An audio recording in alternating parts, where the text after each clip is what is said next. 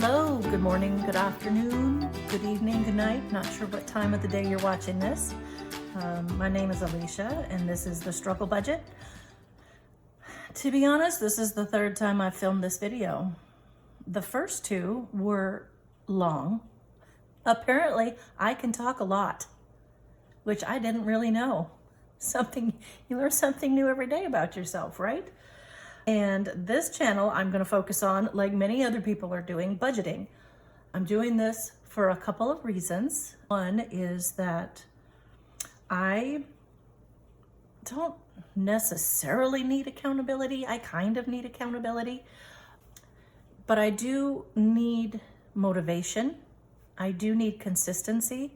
I do need other people that have the same thought processes and the same mindset as I'm having right at this moment.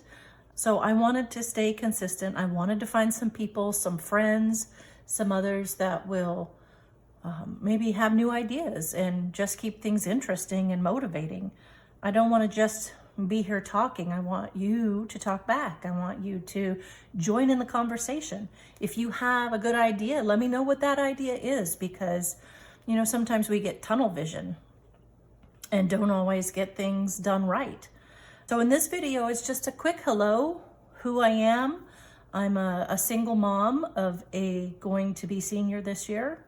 I have a dog, Biscuit, not a dog biscuit. I have a dog and his name is Biscuit. And we have two guinea pigs, Evie and Bandit. We've had them for 5.5 years and Biscuit's going on 11. So he's getting up there in age. And then actually 5.5 is getting up there in age for a guinea pig too. So anyway, that's me. Not super exciting, just trying to get a handle on my finances. And in this video, I'm just going to give a little bit of history about how I came to this point in budgeting, and then I'm going to go over my 2-week budget for July. I know it sounds weird doing a 2-week budget for July, but in my second paycheck, I'll be getting a small raise, so that's going to change a little bit my numbers, and I honestly didn't want to try to guess how much I was going to get after taxes, etc. So, real quick, I just wanted to talk about the history, my history of budgeting or not budgeting. No one taught me budgeting when I was in school. That wasn't a topic, and it's still not today. They still don't teach this. I guess you're supposed to rely on your family, but I don't think a lot of people at home were budgeting. My experience with budgeting at home was my dad would twice a month go into the basement where his office was, write out a bunch of checks, put them in an envelope, stick a stamp on them, and put them in the mail. So watching that, I kind of figured, well, you have a job, you make enough money to pay your bills, and you still have money to do other things, because he always had money to do other things. So anyway, that was my introduction to budgeting, which maybe you can guess leads to not being very successful in a lot of situations. Perhaps he saved every penny. Perhaps that's why it worked for him. For me, I don't know. It did not work that way. When I actually wrote my first budget, because it wasn't really a budget, I just wrote down my bills. I had just been paying them from memory all the time before. And so at 29, I had a lot of financial difficulties. I had a lot of debt and it continued to accumulate. So then when I wrote down all my bills, I thought that was the end of my problems. As long as I had money to pay those bills, everything was gravy, right? Everything left was money I could spend. It's not that simple. And I should have realized it, but I didn't. So fast forward another, 10 years-ish, and I had come across Dave Ramsey at my office. They were playing it at lunchtime for anybody who wanted to eat their lunch in the conference room and watch the Dave Ramsey videos. And I thought, well, what the heck, I might as well, right? And that's where I learned about sinking funds and the zero-based budget. And I cannot say that I follow that method 100% today, because I use the evil C word, which is credit card, but I don't use it like he says you're not supposed to use a credit card. You're not supposed to use it for things you can't afford. I pretty much use a credit card in lieu of my debit card. And I do that because okay, got little flies, sorry. Because I don't want my debit card out in the wild, so to speak. I don't want to expose my bank account to more theft than necessary. Credit card rules are more in favor of the consumer than your debit card bank information is. So if my credit card gets hacked, they'll refund me my money, they'll look into it, they'll find out what happened. If my bank account gets hacked, they don't necessarily refund you your money that was taken right away. They will look into it. But let's say it was a significant amount of money before you found the hack. They're not going to necessarily give you that money back in your account until they're done with their investigation. And if you've been through it before, you know it can take a while. Not everybody, has extra money laying around in another account or whatever. So that's part of the problem with me using my debit card for everything. And honestly, I'm a little maybe lazy when it comes to cash. It's a little inconvenient in some cases.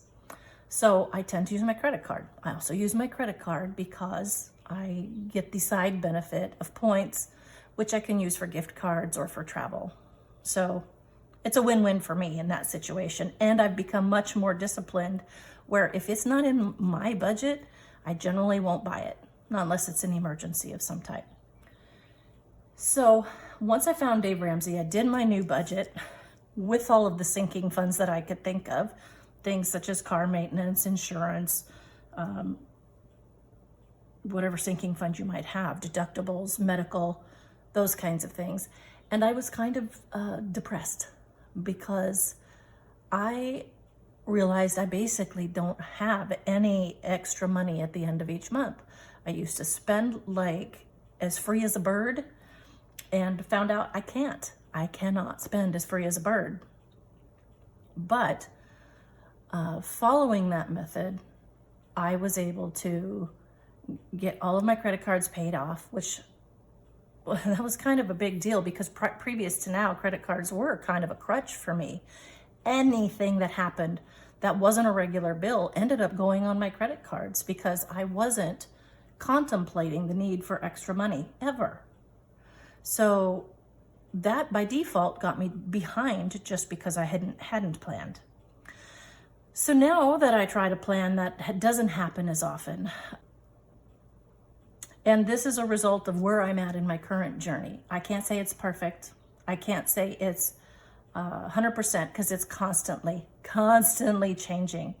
I found these in December. I was trying, previous to December, I was trying to do where I had listed out my bills, listed out my sinking funds, and if I knew what my sinking funds were, they would go into, they just stay in my account, and I would know that I can't spend any of that money. Well, part of the problem with that theory is I have short-term money amnesia.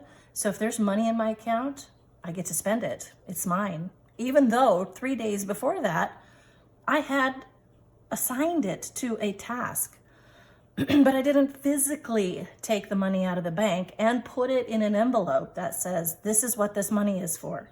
So that wasn't working. And I had been doing that for a couple of years because I was like, I don't need to track them that close. I was wrong. I needed to track them that close. So in December, I had noticed with the cost of things increasing, inflation, insurance, everything, I was getting myself into a little bit of a pickle. And I was not having the same amount of free cash, or I guess spare money. What do they call that? Superfluous? No, that's a big word for just saying expendable, disposable income. That's it. I found it. So anyway, that's when I'm like, I better start budgeting a little closer, finding out what's going on. Where's my money going? As I was searching YouTube, I found these games. People doing the same thing I was doing, but in a much more enjoyable way. Because I had been kind of putting money into sinking funds, but it was really boring. Yeah, I had money to put away in a sinking fund, but it was boring, so it wasn't motivating. That sounds kind of stupid to me. Like I should be much more disciplined than that. But I find out I'm not. I needed to have something to do with my money before I just stuck it in an envelope and let it sit there. So I found the games. They are fun. They don't seem like they would be, but they're a little bit like a scratcher for the lottery in a way. Even though you've already earned the money, you've worked hard for the money, it's still fun. And it also puts your hands on the money. It's not digits in an account.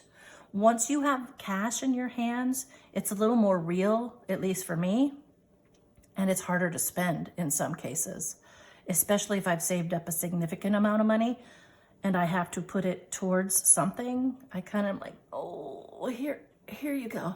I guess you can have it because that's what I saved it for. But I really like to see the money grow. So enough about that. Here's where we are today. And this is a bi-monthly budget. I'm not one of those lucky people that get those magic months where they get an extra paycheck twice a year because they're paid bi-weekly. I'm only paid twice a month, no matter what day it falls on, 24 times a year. But it does make budgeting a little easier because I don't get overtime. I don't get any deductions from my account. So even if I happen to work less for some reason, I still get the same amount. But the double-edged sword there is that if I work overtime, which happens a lot, I don't get paid for that either. So I'm salaried, flat income. So this is just a recap of what I'm going to do this month. Well, the next 2 weeks. I keep saying this month, and I'm already a little bit behind. Today is July 5th. And this is my little game here from Stef's on a Budget. Still kind of the 4th of July, right? We just passed because I was trying to get this video done yesterday, but it's still relevant because everybody's got the day after hangover, right? Not that you drunk too much or drank too much, but everybody's a little worn out when they go picnicking and sitting in the sun and imbibing a little bit. So this one, I'm just going to go through my budget, explain a little bit about it, and then in preceding videos, we'll do some cash stuffing and some game playing. This one here, this is my bi-monthly income, not including my mortgage, property taxes, home insurance, and a couple other little things. Not because I don't want to include it here, but it's a little bit automated. I split my check to auto deposit into another account, and that account just holds the money. I pay the house payments and all those bills out of that account, and it's kind of on a rotation that I don't have to touch for a while, so I don't even bother with it. Maybe I will in the future, and I do need to do a little bit of a recap for that 6-month recap because my homeowner's insurance came in and it was an extra $100 a month this year. I pay annually, and the premium went up by $1,100, which is almost $100 a month. So that's part of the inflation thing and getting my finances under control and finding out I need to start making some more money somewhere in order to not start sinking with the exact same things that I have and have had for a long, long time, but now I'm going backwards.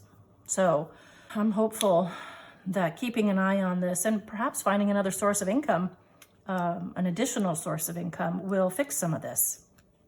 But for right now, here's my bi-monthly income. And this is two-week period. So this eating out cash, this very first thing, I have it color-coded because I like color, makes it easy to see and grab. This cash right here, these are actual things that I put in my wallet. I don't carry a pile of cash, but I do like some for certain things. This eating out cash is not just for myself. This is for myself and my daughter. This is kind of a weird one. I ate out a lot because of the convenience factor. I work late sometimes, or my daughter is busy at school. She's in band. Now this year it's her senior year, so things are going to get even busier. And eating out was just a convenience, which they call it a convenience food, right? It's not like it's spectacular going to a steak dinner. It's I'm hungry, I need to eat, get home and get to bed, get ready for the next day kind of a thing. So we were spending a pile. So what I have started doing to try to help myself is that I have started giving this $100 of this directly to my daughter. I was spending it anyway on our meals, but now she's getting older. I gave it to her and I said, look, this is your money to either save or eat out, because this is what I was spending already. Now you can choose what you're going to do with it. My hope was that she would eat out less and save more so she could buy things that she wanted to buy, and that she wouldn't convince me to go eat out. I had enough trouble with that anyway, but when she would get in the car and say, Mom, can we have, I'm going to say McDonald's because everybody says McDonald's. We have McDonald's tonight. I would be like, sure, let's just do that, because then I can go home. I don't have to cook the dinner. I don't have to clean the kitchen. I essentially have more time to myself, yet I just paid for that time with food. So now if she says that to me now, I tell her, hey, if you have money left of your budget for your going out, eating out money, sure, I'll drop you by there, but I'm not in the mood for Taco Bell. I'm not in the mood for whatever might be on the menu for tonight. I'm going to go home and eat. And this has actually been working out really well. She ends up saving a good portion of her money and chooses to eat at home. We always have food here. As a matter of fact, it's so bad sometimes I have to throw food away, fresh produce, because we didn't eat it. We went out to eat. So this has cut down on that a lot as well. So sorry, that was a long description for that one. They're not all going to be like that. So tips, if I do a tip, I like to tip in cash. I do my grocery shopping online and go pick it up. This has, even though there's a tiny bit of additional cost per item to do the online grocery shopping, it has cut down on my bill because there's no impulse buys. I can see what's going to be on sale. I can plan my meals around that a lot easier. And then it keeps me out of the store. It also saves me a couple of hours on the weekend where I'm not having to go do the shopping. So those poor souls that come out with the food in the 100-degree weather or in the pouring rain, I always give them a little bit of a tip, whereas I wouldn't usually do that. But even with the tip, it still saves me money at the grocery store. And then I just have a little bit of personal cash for myself. Not a whole lot, as you can see. I don't generally buy a whole lot of things for myself. So I have gas and tolls that I put in my black binder here. Even though that is a monthly bill or a bi-weekly bill, and it's technically cash, I don't pay in cash because I hate going into the store. It just takes that much longer. And I often get gas at Costco and they don't have a cash feature. But I do take the money out and put it in an envelope and then put it back at the end of the month. Because if, like I said, if there's money in my account, it's mine to spend. Groceries are $2.50, which sometimes gets spent, sometimes does not.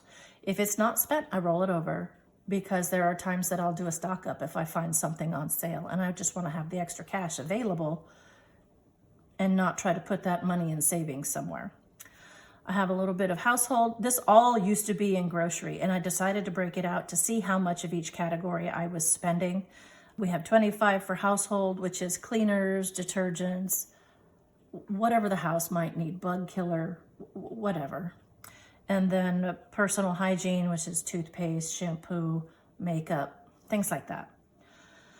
In Costco, I just don't go every month, but I do accrue $100 every month so that when I do go, I have money, because I was finding that my Costco trips were throwing off my budget. I wasn't budgeting for them, even in the grocery tab, or I thought I was budgeting for them in the grocery tab, but it always threw me off, always.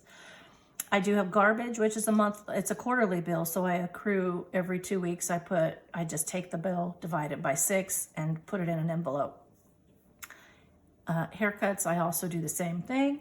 Life insurance, my life insurance is paid quarterly as well, and then my car insurance is paid annually, so I am accruing that one annually. That's one of my major sinking funds.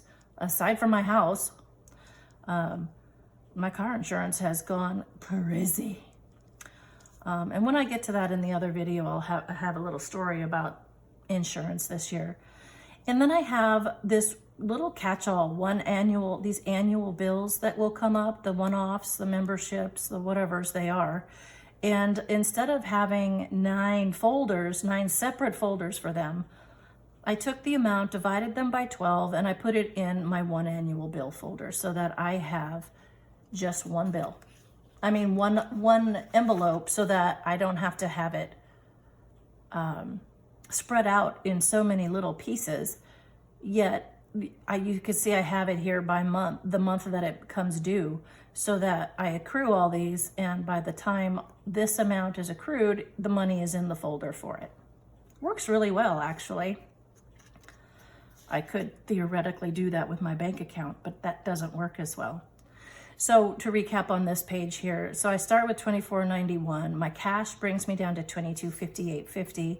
These bills here, which are kind of some accrual, some monthly, which should be cash type categories, but that I use my credit card for and then pay monthly, is $785.50, which brings me to $14.73, and then this one little annual bill brings me to $14.26.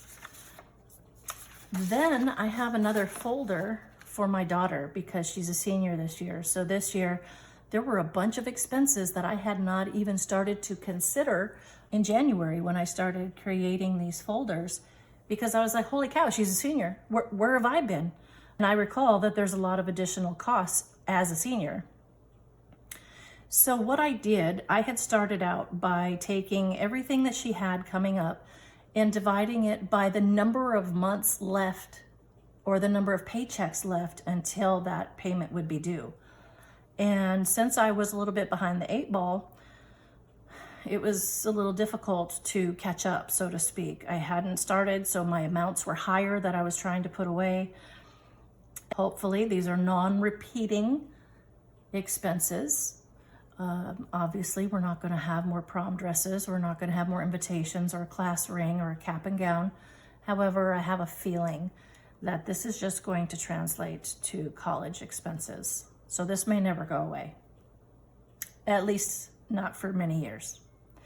So then I finally get to my sinking funds. This is my Navy binder, and they're very simple.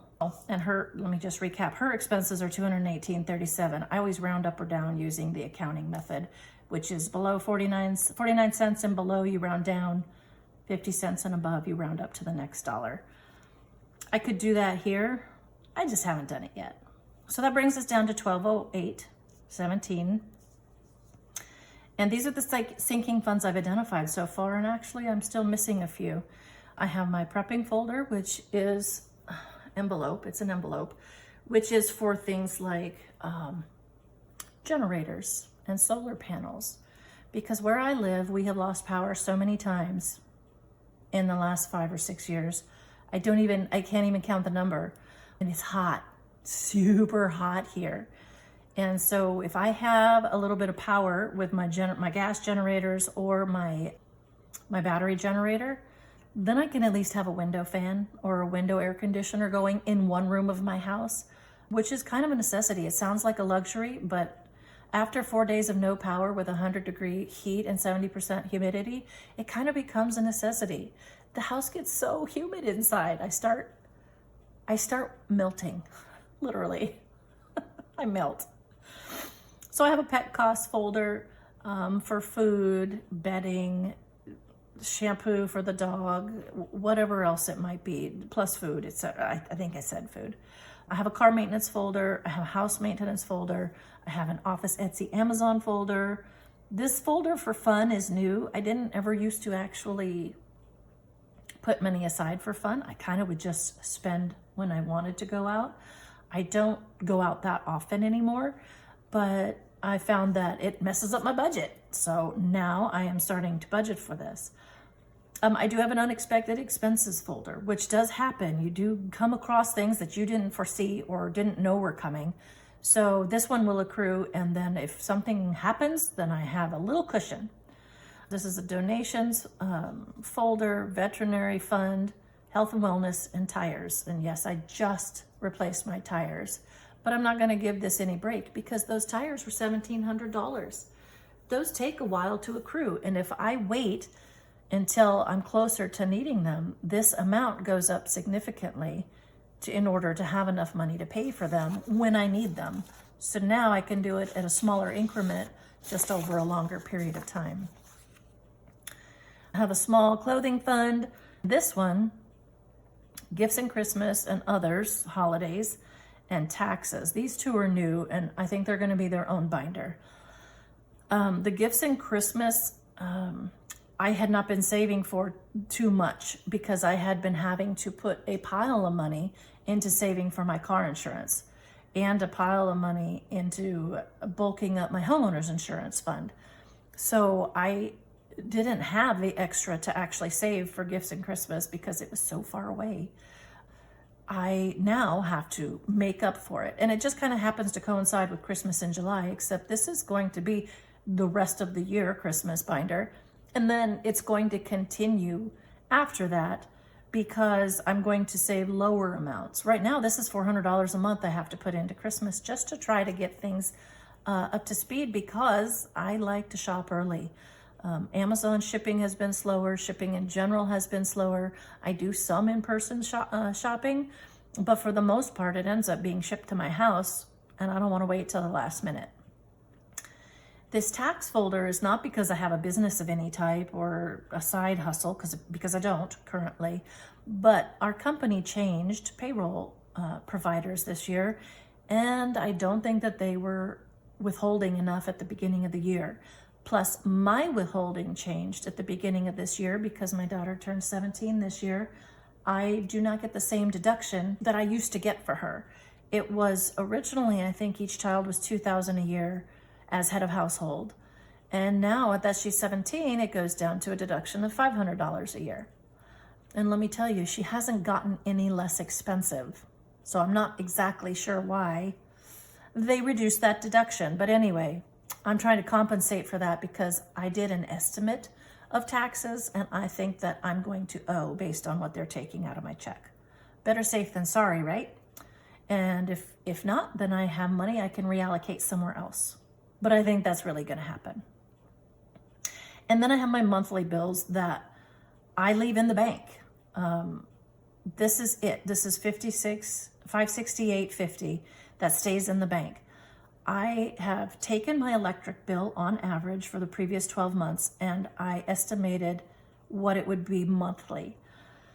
So I came up with $225, and the water bill is always, water sewer is ridiculously expensive. This is the minimum payment I will ever pay, even if my water is shut off at my house, meaning I don't use it or I'm on vacation for a month. This is how much I have to pay.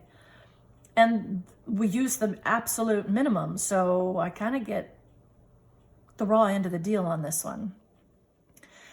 But since some of these bills, these are my monthly bills, some of them were all at the beginning of the month and hardly none at the end of the month.